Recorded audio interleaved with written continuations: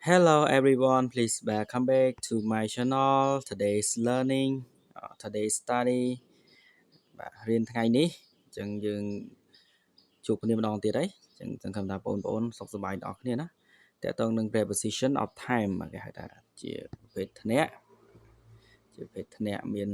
at មាន on and in នៃពេលវេលាជាធ្នាក់នៃពេលវេលាអញ្ចឹងនៅខាងក្រោមវីដេអូនេះគេដាក់ថា free a taste at the end of the video អញ្ចឹងនៅចប់នៃវីដេអូគឺមានតេស្តសម្រាប់ឲ្យបងប្អូនអរគ្នាមើលហើយអនុវត្តផ្ទាល់តែម្ដងហ្នឹងណាឥឡូវយើងកុំឲ្យខាត់ពេលយូរកុំឲ្យវីដេអូហ្នឹងកាន់តែវែងឡាយតោះទៅសិក្សាទាំងអស់គ្នាតោះអញ្ចឹងទី1យើងត្រូវដឹងថាដូចម្ដេចដែលហៅថា at ណា preposition at ហ្នឹងអញ្ចឹង at you for extract time or specific time អញ្ចឹងអត្ថន័យវាដូចតែគ្នាទេមានន័យថាពេលវេលាជាក់លាក់ណាមួយគឺយើងប្រើ at អញ្ចឹងណាអញ្ចឹងពេលវេលាជាក់លាក់សំដៅទៅលើអីខ្លះអូខេ next okay use at with clock times អញ្ចឹង clock time មាន at 7 o'clock at 10 o'clock 6 o'clock blah blah blah អញ្ចឹងទៅអញ្ចឹងមានន័យថាជាម៉ោងណាមានន័យថា2ដល់10ម៉ោងហ្នឹងនៅក្នុង circle ម៉ោងហ្នឹងគឺយើងប្រើ at ទាំងអស់ដែលយើងនិយាយប្រចាំថ្ងៃអញ្ចឹងណាមួយទៀតតើតើនឹង holidays okay short អញ្ចឹង at Christmas អញ្ចឹងតើតើនឹងថ្ងៃជួបសម្រាប់រយៈពេលខ្លីណាមួយគឺយើងប្រើបាទ at Christmas អាហ្នឹងគឺត្រូវតែចងចាំហ្មងទៅបើនិយាយរួមទៅវាមិនមានច្រើនប្រហែលទេតមកទៀត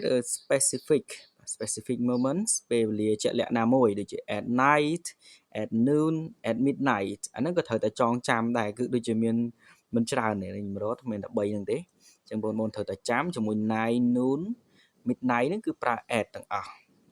គឺគ្រាន់តែឥឡូវយើងទៅមើលឧទាហរណ៍របស់វាទាំងអស់គ្នាអូខេ let's go អញ្ចឹងបើបងប្អូនទាំងអស់គ្នាអត់ច្បាស់អាច comment បាទ comment នៅខាងក្រោមឬក៏ comment កែលម្អណាមួយទៅបាទខ្ញុំនឹងធ្វើជូនវីដេអូថ្មីមួយទៀតអូខេ Okay, these examples. Okay, one. I wake up at 6 o'clock a.m. Okay, អញ្ចឹងខ្ញុំបាន highlight ក្រហមនេះចង់បញ្ជាក់បងប្អូនថាគឺគេប្រើ at កន្លែងហ្នឹងណាអញ្ចឹងខ្ញុំប្រាប់ទុកទៅដើម្បីឲ្យបងប្អូនធ្វើការ note អញ្ចឹងណា at 6 o'clock. This meeting is at 3 p.m. អញ្ចឹងគេថាកិច្ចប្រជុំហ្នឹងគឺនឹងចាប់ផ្ដើមនៅម៉ោង3ម៉ោង3អញ្ចឹងគឺគេប្រើ at we will meet him at Christmas ណាពួកយើងនឹងជួបគាត់នៅបុណ្យ Christmas ហ្នឹងបាទ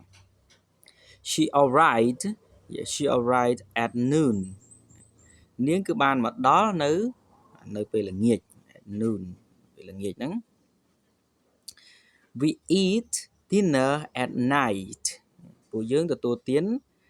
អាហារពេលល្ងាចនៅពេលយប់He called me at midnight អូខេអញ្ចឹងមានន័យថាគាត់បានតាក់ទងមកខ្ញុំឬក៏ទេមកខ្ញុំនឹងឯងនៅគេហៅថាយប់អាត្រៀតណា midnight ហ្នឹងចន្លោះម៉ោង2 10ហ្នឹងឯងចន្លោះម៉ោងអាចថាអញ្ចឹងក៏បានដែរចន្លោះម៉ោងចិត្តដល់2 10អីហ្នឹងមិនដល់2 10ហ្នឹងបាទអូខេអញ្ចឹង example នេះគឺអាចជួយបានហើយគឺយើងប្រើ at ទាំងអស់បាទនៅខាងលើ2នោះគឺបាទ 6 o'clock ជាមួយនឹងអីហ្នឹងគឺយើងគេហ្នឹងជា clock បាទគឺស្មើយើងមើលតាមហ្នឹងមកបាទ noon នេះហ្នឹងគឺជា specific moment ហើយអូខេតោះ number 2 Okay number 2 about on used for days and dates Okay days and dates អញ្ចឹងមានន័យថាប្រើសំដៅទៅលើថ្ងៃហើយនឹងថ្ងៃទីឬក៏ថ្ងៃបរិច្ឆេទនឹងឯងថ្ងៃទីឬថ្ងៃបរិច្ឆេទថ្ងៃបរិច្ឆេទដូចយើងគិតពី first until 31st មានន័យថាខែខ្លះវាមាន30 31អញ្ចឹងទៅយើងគិតក្នុងកំឡុងពេល1ដល់30 31អញ្ចឹងណាគិតថាអញ្ចឹងចុះអូខេតោះឥឡូវយើងទៅមើលបន្តមកទៀតអញ្ចឹងគេប្រាប់និយមន័យយើងបន្តិចដែរ use on for specific days or dates អញ្ចឹងមានន័យថាប្រើ on ហ្នឹងសម្រាប់បាទថ្ងៃឬក៏ថ្ងៃបរិច្ឆេទជាក់លាក់មួយនឹងជាក់លាក់យ៉ាងម៉េចបាទ days on Monday on Tuesday blah blah blah until on Sunday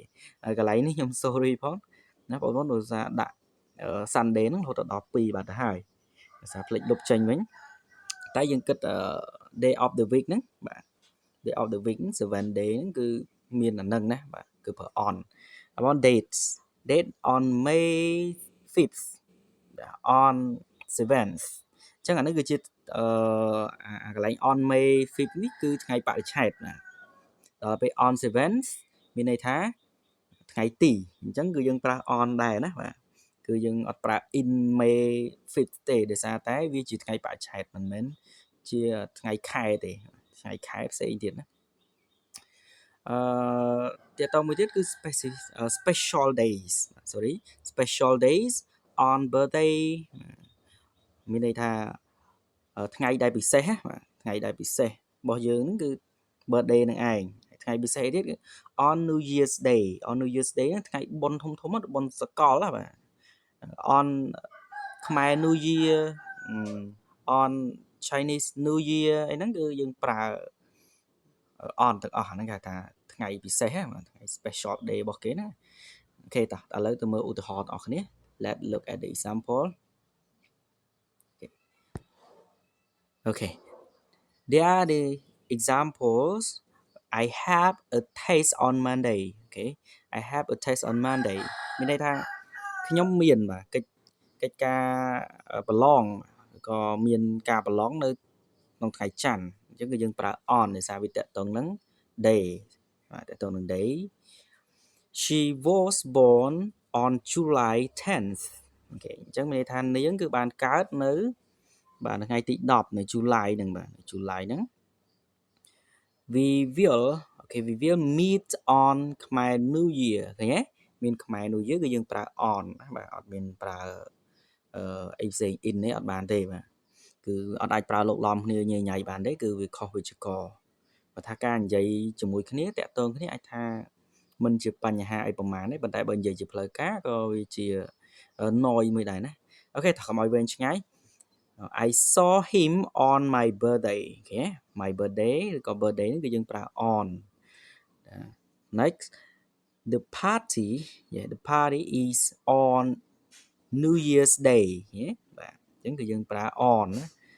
she opened a gift on Christmas Day អូខេអញ្ចឹងកន្លែងនេះគឺយើងប្រើ on ណាដោយសារតែមានពាក្យ day មួយទៀតអញ្ចឹងរវាង Christmas Day ហើយនិង Christmas គឺយើងប្រើ preposition of time ខុសគ្នាដាច់ស្រឡះគឺញែកផឹងហ្មងអត់មានប្រើលោកឡំគ្នាបានទេអញ្ចឹងបើសិនជាបងប្អូននៅឆ្ងល់អាច comment នៅខាងក្រោមហើយខ្ញុំនឹងចេញវីដេអូតាក់ទងនឹង on Christmas Day ហើយនឹង on Christmas ហ្នឹងបញ្ជាក់ហើយនឹងរកឧទាហរណ៍ផ្សេងៗទៀតដែលស្តៀងនឹងអញ្ចឹងណាអញ្ចឹងបងប្អូនទាំងអស់គ្នាមើលតាំងពី add មកដល់ on នេះគឺអាចថាយើងសង្ឃឹមថាយើងតន់ខ្លះណាប៉ុន្តែបើសិនជាឆ្ងល់អាច comment សួរដូចខ្ញុំនិយាយដដែលអញ្ចឹងកន្លែង on នេះដែរបងប្អូនមិនបាច់ខ្វល់ទៅរឿងកាលរបស់វាថាជាអតីតកាលជា past ជា present ជា future អីមិនបាច់ខ្វល់ទេសំខាន់ឲ្យតែយើងដឹងថា on add ហ្នឹងប្រើជាមួយនឹងបាទស្អីទៅគឺបានហើយហ្នឹងណាតែពេលនិយាយគឺយើងបែបបត់បែន sorry បត់បែនតាមហ្នឹងទៀតទៅអត់អីទេណាហើយបើសិនជាអត់ច្បាស់ទៅលើកាលអីវីដេអូបន្ទាប់ទេនឹងមានអាចឆែកនៅក្នុង channel ហ្នឹងបានអូខេតោះកុំឲ្យខាត់ពេលយូរ Number 3 in longer periods of time អញ្ចឹងសំដៅទៅលើការប្រើប្រាស់ in សំដៅទៅលើពេលវេលាណាកំឡុងពេលយូរឥឡូវយើងទៅមើលមានអីខ្លះ Take a look use in for longer periods like months okay months years seasons or parts of the day អូខេអញ្ចឹងមានន័យថាប្រើ in ហ្នឹងសំដៅទៅលើពេលវេលាវែងដូចជាខែបាទមួយខែគឺវាវែងបាទ year មួយឆ្នាំក៏បាទច្រើនដែរពីដល់10ខែហើយ seasons រដូវកាលគឺវារយៈពេលយូរបាទហើយតមក part of the day មានន័យថាផ្នែកខ្លះនៃ day ហ្នឹងផ្នែកខ្លះនៃថ្ងៃហ្នឹងគឺយើងប្រើ in អត់ប្រើ add on អីញញៃទេតោះឥឡូវទៅមើលការ note ទាំងអស់គ្នាតើតើនឹង month there are 12 months okay like in January okay in February and blah blah blah December អញ្ចឹងមានន័យថាពីខែ1ដល់ខែ12គឺយើងប្រើ in ទាំងអស់ How about years okay years តើតើនឹងឆ្នាំប្រមាណin 1994 blah blah blah in 2025 blah blah blah in 2026 អញ្ចឹងទៅអញ្ចឹងគឺយើងប្រើ in ទាំងអស់តើតើនឹង year ហ្នឹងហើយតើតើ season ម្ដងអូខេខ្ញុំបញ្យល់រៀងលឿនតិចណា seasons បាទ season in summer in winter in fall blah blah blah អូខេអញ្ចឹងរដូវកាលហ្នឹងគឺយើងប្រើតាមហ្នឹងមកចុច parts of the day ហ្នឹងក៏ត្រូវតែចងចាំដែរបាទតែយើងមានពេលព្រឹកថ្ងៃល្ងាចហ្នឹង in the morning បាទ in the afternoon in the evening អញ្ចឹង3ហ្នឹងគឺយើងប្រើ in ទាំងអស់អត់ប្រើអីផ្សេងទេបាទហ្នឹងគឺត្រូវតែចងចាំបើបងប្អូនអរគ្នាអត់ចងចាំអាចមើលវីដេអូសារទៅសារមកទៅតោះ okay let's look examples the school starts in June មានន័យសាលាហ្នឹងគឺនឹងចាប់ផ្ដើមបើកនៅខែ June នឹងឯងណាខែ June នឹងឯង I was born in 1992 ណាខ្ញុំបានកើតនៅក្នុងឆ្នាំ1992 She travels in summer ណាបាទនាងគឺធ្វើដំណើរនៅក្នុងបាទគឺនៅរដូវបាទមិនចុចទៅហួសបាទគឺនៅក្នុងរដូវបាទរដូវក្តៅ summer រដូវក្តៅwe study in the morning គេគេប្រើ in the morning អញ្ចឹងបើកន្លែងហ្នឹងជាពេលបាទពេលព្រឹក in the morning ទៅបើពេលរសៀល in the afternoon ទៅពេលល្ងាចយើងប្រើ in the evening ទៅតាមហ្នឹងអញ្ចឹងណាហ្នឹងហើយកុំឲ្យយើងប្រើលោកឡំអញ្ចឹងពួកយើងនឹងសិក្សានៅពេលព្រឹកពួកយើងសិក្សានៅពេលព្រឹកហ្នឹងhe moved here in 2020 កន្លែងហ្នឹងអត់បាក់ទេអញ្ចឹងគាត់បានផ្លាស់មកនៅទីហ្នឹងនៅក្នុងឆ្នាំ2020អញ្ចឹងគឺយ៉ាងណាដែរសម្រាប់ឧទាហរណ៍យើងបាន3ហើយមានន័យថា in add on គឺយើងបានធ្វើការបកស្រាយរួចរាល់ហើយអញ្ចឹងសង្ឃឹមថាបងប្អូននឹងយល់តោះឥឡូវប្រហែលជាអាចនឹងមានquiz នៅខាងក្រោយយើងទៅមើលទាំងអស់គ្នាអូខេអញ្ចឹងតើតើនឹង practice fill in the gaps អញ្ចឹងគេឲ្យយើងបំពេញចន្លោះហ្នឹងថាតើ what is the preposition in តើpreposition មួយណាដែលវា match ដែលវាត្រូវជាមួយនឹងពេលវេលាឬក៏ទាំងអស់ហ្នឹងខាងក្រោយហ្នឹងអញ្ចឹងគឺមានលំហាត់តែប៉ុណ្្នឹងហើយបងប្អូនអាចយកទៅធ្វើជា homework ខ្លួនឯងហើយចម្លើយគឺខ្ញុំអត់បានបង្ហាញនៅលើហ្នឹងទេតែបងប្អូនអាចធ្វើឥឡូវហ្នឹងទៅ comment នៅខាងក្រោមមកបាទហើយខ្ញុំនឹងចូលទៅកែឲ្យនៅក្នុង comment ហ្នឹងថាត្រូវបានប៉ុណ្ណាឥឡូវខ្ញុំឧទាហរណ៍ឲ្យមួយចុះ I wake up blah blah blah 6:30 am អូខេអញ្ចឹងកន្លែងហ្នឹងយើងដាក់ preposition មួយណាឥឡូវខ្ញុំឲ្យគិត3វិនាទីចុះមាន in add on អូខេ 1 2 3 that's correct okay good job ត្រូវហើយគឺកន្លែងហ្នឹងគឺយើងដាក់ add ហើយយើងត្រូវសួរខ្លួនឯងថាហេតុអីបានយើងដាក់ add កន្លែងហ្នឹងដោយសារតែ6ហ្នឹងគឺជាម៉ោងគឺជា clock យើង clock ឲ្យទៅតាក់ទិននឹង clock ក៏យើងប្រើ add ដែរដូចនិយមន័យនៅខាងដើមអញ្ចឹងណាអូខេអញ្ចឹង she was born blah blah blah 2010 blah blah blah មកដល់ក្រោម school begins blah blah blah January អញ្ចឹងដាក់ខ្លួនឯងមកអូខេអញ្ចឹងបើសិនជាបងប្អូនទាំងអស់គ្នាមើលឲ្យពេញចិត្តវីដេអូហ្នឹងកុំភ្លេច like និង subscribe ទាំងអស់គ្នាមកដើម្បីទទួលបាននៅវីដេអូថ្មីទៀត